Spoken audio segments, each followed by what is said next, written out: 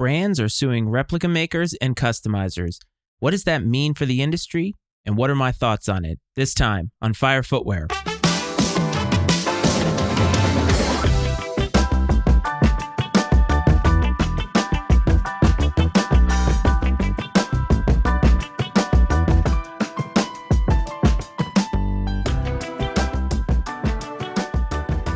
Welcome to Fire Footwear, everybody. As always, this is your host, Matt Frates. I want to welcome everybody back to this podcast. If this is your first time, a nice, hearty welcome and thank you. And of course, thank you to everybody who has been supporting this podcast from the beginning, whether you have subscribed, and if you haven't, you should. Whether you have left a review or ratings, again, if you haven't, you should. I appreciate everything, and most importantly, I appreciate everybody's time. So I was asked offline a question about the recent lawsuits that have come about regarding replicas and regarding customizers. And I find myself falling in an interesting place when it comes to replicas specifically, because on this podcast and in other places, I have been very out front about the fact that I have trafficked in replica sneakers before. Of course, as my journey through sneakers has continued, my thoughts on replicas have changed a little bit. I would say they've probably become a little bit more nuanced and a little bit more educated. And it's not fully one side or the other for me. I traffic in replicas still, but I use the replica market for very specific purposes these days. Whereas when I first got into it, I used it for something completely different. But Nike has decided that they are going to go after, I think it's close to about 600 replica websites, something like that. From what I understand, they have been starting this targeting since January of 2021. And the whole lawsuit has really come to light recently, and they've focused their efforts, I think, mostly on China. But of course, replicas exist in a lot of other countries. From what I understand, from people who come from there and people who live there, there is a huge replica market in Middle Eastern culture. And I think that Nike is looking at all of this and trying to decide where they're going to put their most money in terms of lawsuits and litigations. So Nike has released, or the courts have released, this entire list of all of these replica sites. And I'm not going to lie to you, I actually recognized a good number of them. Most of them are what we call middlemen in that industry. Now, just like anything else, middlemen exist to sort of be a liaison between the customer and the supplier. And of course, middlemen charge a higher rate. And so in the replica market, if you're going to a middleman, for instance, you're going to be paying a little bit closer to retail price for a very high quality rep. And that's because you're essentially paying for the service and ease that they provide. You can go other routes, which is using an agent, which is something that I do now because I'm comfortable with it for the specific purposes that I use it. And in full transparency, that specific purpose is when they have a nice replica of an old school Dunk, one that they're not going to re-release, one that if I tried to buy it now to wear it, it wouldn't be comfortable and may even fall apart. I am not a collector by any means. I will never become a collector, and so that is the one specific time that I will use the replica market. And the whole reason I do it that way is because I think a lot of people today don't appreciate the Dunks of old. And while the Dunk Low, specifically the SB, is my favorite silhouette of all time, I don't find that a lot of young people know what they are. And so in my mind, and maybe it's a little misguided, I feel like I'm keeping their memory alive by having a replica and wearing them. And when just one person asks me about it, I feel like it's sort of keeping that memory alive. But the middlemen exist, and the middlemen are the most, I would say, visible aspect of the replica market, because in order for them to be found, of course there is Reddit, but they have to have websites. And so Nike has targeted all of these websites. Now, Nike has put a lot of money and a lot of emphasis on trying to squash the replica market. Replicas have been around for a long time. I know that in the last 5 or 6 years, I think sneaker culture and content creators have focused on the replica market as if it is something that has sort of emerged in recent space. And it's just not true. They've been around for a long time. They have been around since the 80s. They certainly have been around in the 90s and 2000s. I think what has happened, though, is that the quality of them has continued to get better and better. As technology has gotten better all across the board in the world, it sort of is understood that something like replicas is also going to follow suit. Here's the thing about this lawsuit. A lot of people who are on one side or the other, if you're fully retail or fully authentic, then you're celebrating this. If you're fully on the rep side, you're saying this is dumb, Nike's stupid, they're not going to get my money, blah, blah, blah. I'd like to take all of that out of it because I believe that the polarizing sides of this are not really making an argument. That's just sort of how they feel, and they're always going to feel that way. It's not really helpful, and you can put that in any bucket in terms of discourse in this world today. But let's talk about it in terms of the middle. What do replicas represent to the different parties here? Well, let's take it from Nike's perspective. Nike sees replicas as a loss in sales. And while I think that is true, and the copyright part of it, of course, is a huge element of it because replicas are illegal, or counterfeits as they're being called in this lawsuit, are illegal because of copyright infringement. So Nike obviously sees that. When you think about it from the consumer's perspective, think about the replica market in general. What does it represent? For a lot of people, it represents opportunity and accessibility. Put yourself in 2019 and then in 2020. Maybe you're new on the sneaker market, or maybe you've been only a couple of years into it. And I am actually speaking about myself in this instance, but I think that it applies to a lot of different people. The replica market represents this opportunity because when you find it and you realize that there are a lot of high quality replicas that you can get of grails of yours or shoes that you've always wanted for less than resale prices and the same quality, quite frankly, in many cases, I think a lot of people are allured by this because in the sneaker market for a while, especially since resale has become larger and larger, I think people feel as if their opportunities to be a part of sneaker culture have dwindled. And they've dwindled because the opportunity to get the shoes that they want. And what does that mean? In most cases, it means the most hyped shoes. But during the pandemic, I know I talk about that a lot, that meant just about every single shoe. Resources were scarce all across the world, and so sneakers became this ideal, and I think people felt like they needed to participate in it, they needed to hoard them, and resale prices just skyrocketed. So a lot of people who felt marginalized in this space went to the replica market and found out that they can get just about any shoe that they want. And I guess in reality, that's not necessarily the worst thing possible.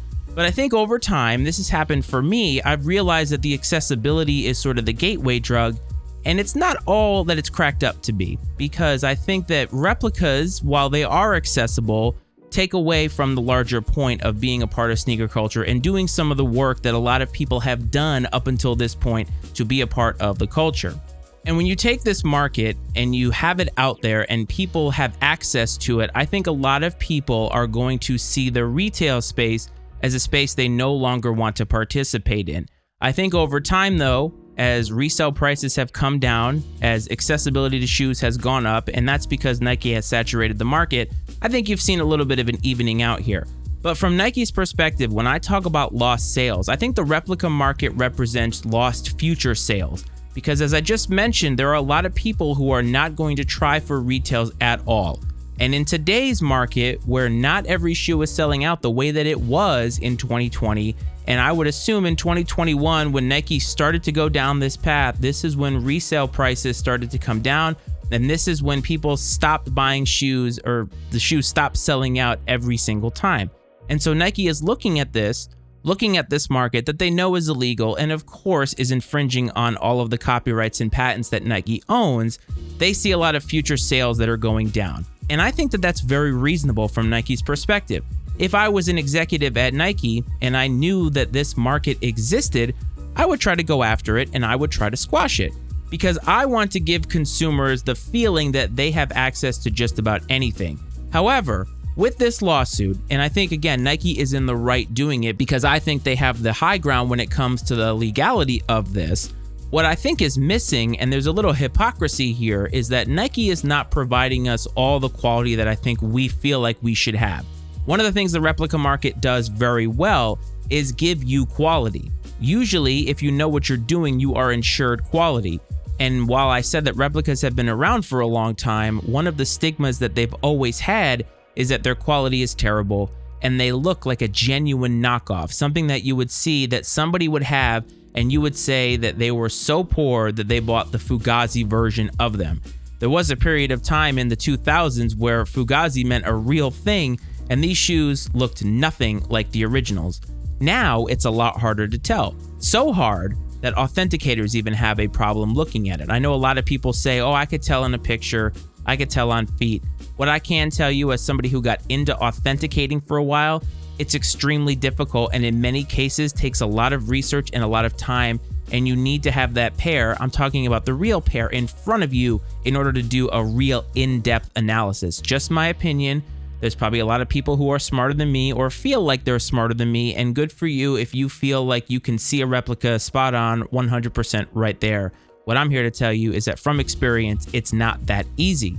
And so I think that Nike needs to in turn give us something. I think that Nike needs to provide us with maybe less colorways and more quality to these colorways. Maybe some of the old classics, maybe give them the right treatment. The Military 4s, which just came out, they are fire, undeniable fire, and everybody should own a pair, but I do wish that the quality was a little bit better. And now what you're seeing is Nike taking a page from Nike SB, collaborating, and I use that in quotes, with them to try to give us quality and comfort. And really, they should be doing that all the time. The other set of lawsuits has to do with customizers, and the shoe surgeon, who is somebody who's been very, very big on social media, has been sued by, I believe it's Goyard.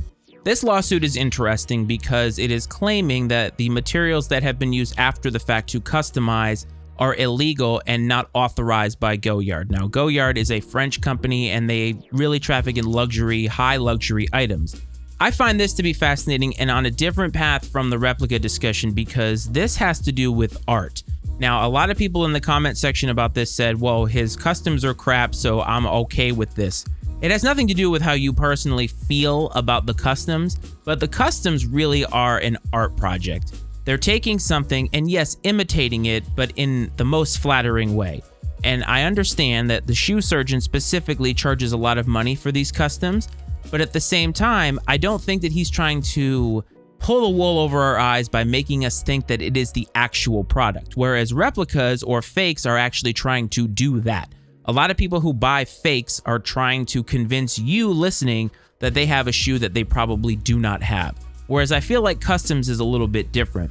And I worry about this lawsuit. This is not a Nike lawsuit, so there has to be something between the shoe surgeon and Nike that precludes them from actually suing him. But I wonder, where does the line get drawn here? Where does a guy like Mosh, who is well known as being an OG in the game, well known for being an excellent customizer, and now has his own shoe line, where does he fit into this? Where do other people who take a shoe that's plain, let's take a white Air Force One, and they want to customize it and give it their own spin, where does the line get drawn there? Are these companies and brands going to go after all of these people?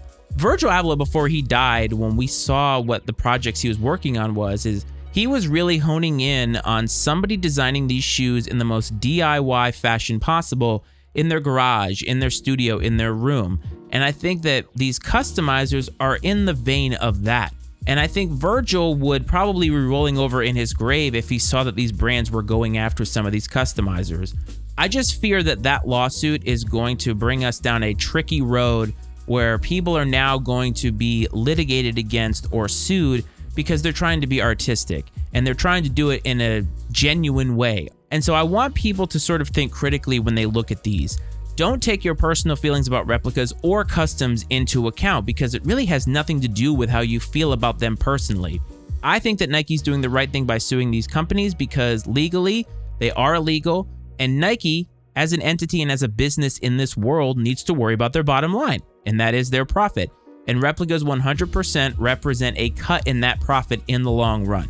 However, when it comes to Goyard suing the shoe surgeon, I am a little bit worried about that because I do feel like that is really, really tricky because I believe that most customizers are actually trying to provide art and a different interpretation of something that is popular rather than trying to make people think that it is something that it is not.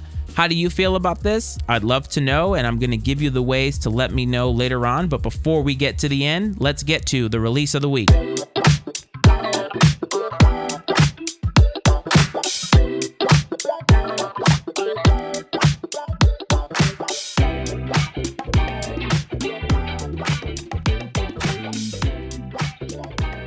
Release of the week, where I like to provide a shoe that has caught my eye. It's not always hype. This time it may be a little bit. It's just something that I want you to know about. So this week's release of the week has to do with something kind of like homework for you. It's not a shoe that I'm necessarily going to buy. It's a shoe that I think is okay, at least one of the colorways is, but it represents a shoe that a lot of people don't know about. And it is Union's collaboration with the Nike Field General. There are going to be 3 colorways, 2 of which release on June 27th at Union. I do not know how much they are. I'm a little fearful they're going to be like $180 US. I hope they're going to be like $120 US. But use this as an opportunity to become familiar with this model, because this model was made specifically for athletes, football players that played on turf. If you look at the pictures of this, you look at the bottom of it, it looks very, very similar to like a waffle outsole pattern, the one that was made famous by Nike, of course. And really, that's supposed to be used for gripping on turf, when turf was actually painful, when you could actually ruin your knees and you needed that extra grip. So these, in my opinion, are going to be like walking around in Jordan golf shoes. If you bought the Chicago golf shoes and you're wearing them around, it's a little bit of a different fit. But I think it's an opportunity for you to research this. So even if you're not going to try for these shoes, although I think Union usually hits home runs with collaborations, I think people will be into this. Make sure you understand this shoe. It's not just out there because the Samba is having a moment. I think Nike really is trying to give us a little bit of a different glimpse into their history, and you know how I feel about history.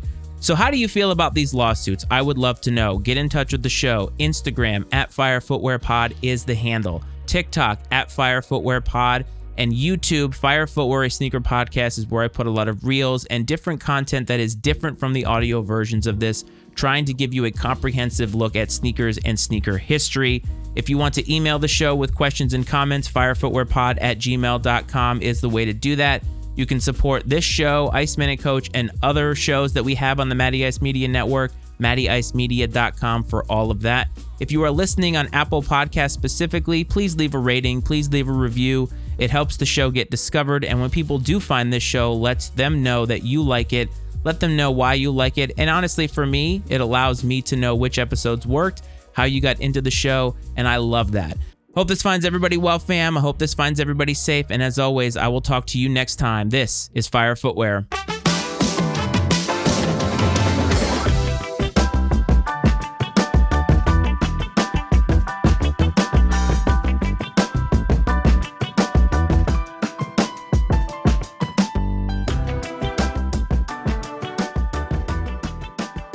The opinions and viewpoints expressed on Fire Footwear are those of Matt Frates and his guests, and not necessarily those of the Matty Ice Media Network.